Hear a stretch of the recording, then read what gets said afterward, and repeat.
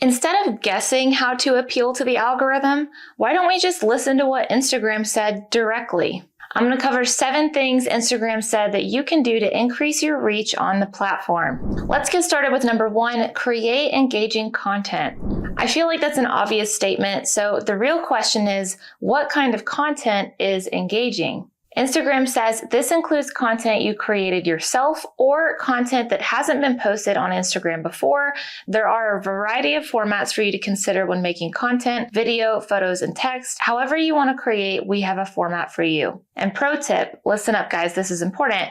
Keep your reels short. In order to be recommended, they must be 90 seconds or less. And 90 seconds is a minute and a half, so I feel like they're being very generous with the word short there. But the important part is to note that if your content is longer than 90 seconds, Instagram is not going to organically recommend it. And we need all the organic reach we can get, right? Don't want to give Instagram any more reasons to stunt our growth. Number 2 is to collaborate with other creators. If you're working with another creator, use our collabs feature to create a single post that is shared to both of your followers, or use enhanced tags to include their public or self-identified profile category. These posts can be recommended in places like the Reels tab, Explore, and Feed. So here's an example of what one of those posts can look like. Actress Reese Witherspoon has her own book club called Reese's Book Club, which of course has its own Instagram account. In these posts at the top of the month where she's announcing the book club pick, you can see that it's being posted by Reese Witherspoon and Reese's Book Club. So this reel will appear on both profiles. So if you are kind of the face of your brand and have a strong personal Instagram, you could definitely collab with your brand's Instagram the same way Reese is doing here. Or if you're working with influencers, you'll also want to use this feature so that your brand post shows up on your feed and their feed, which if you've selected a strategic influencer to work with,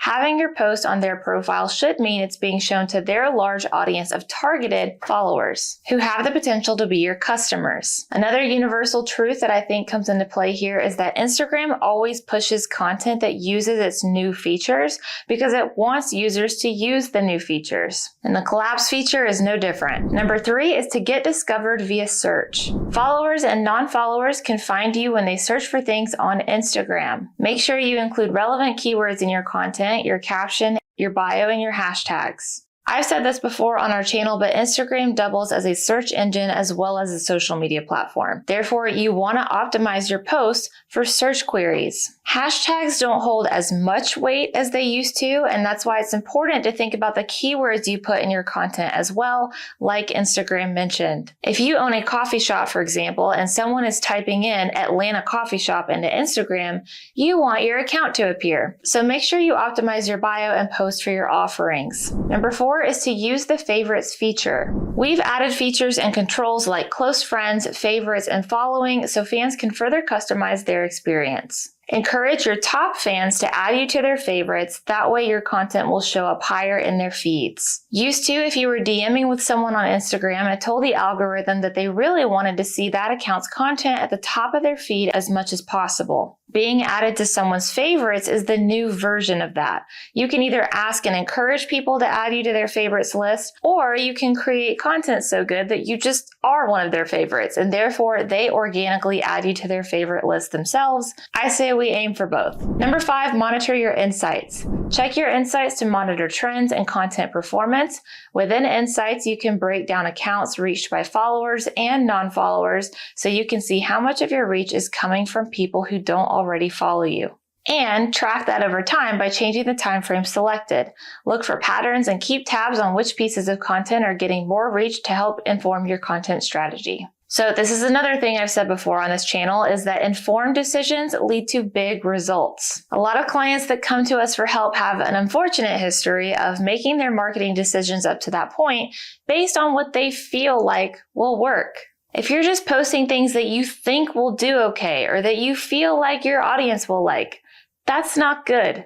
You don't want to guess that your audience will like the content. You want to know that they will like the content. And I'll say that if you've really been struggling with this piece of your social media marketing, or any piece of it, and you'd rather just have a professional agency come in, revamp your marketing, and start bringing in real results for you, aka sales, we do that for small businesses every day. So if you'd like a free custom marketing proposal and quote to go along with it, fill out our contact form. I've linked it below. All right, number 6 is to check your account status. See if your account or your account's content is eligible to be recommended to non-followers in account status. If you see that you're not eligible to be recommended, you can understand which content or components of your profile may violate community guidelines or recommendation guidelines. Then you can fix it by editing or deleting content or request our review team to take another look. So obviously that's not super fun to hear. Instagram's community guidelines are all good and well, but the problem is that the app has been known to misread or misjudge certain posts that actually didn't violate the guidelines at all. Innocent posts, so to speak, are getting treated like they violated Instagram's rules. So if you've been getting terrible reach and you just don't know why,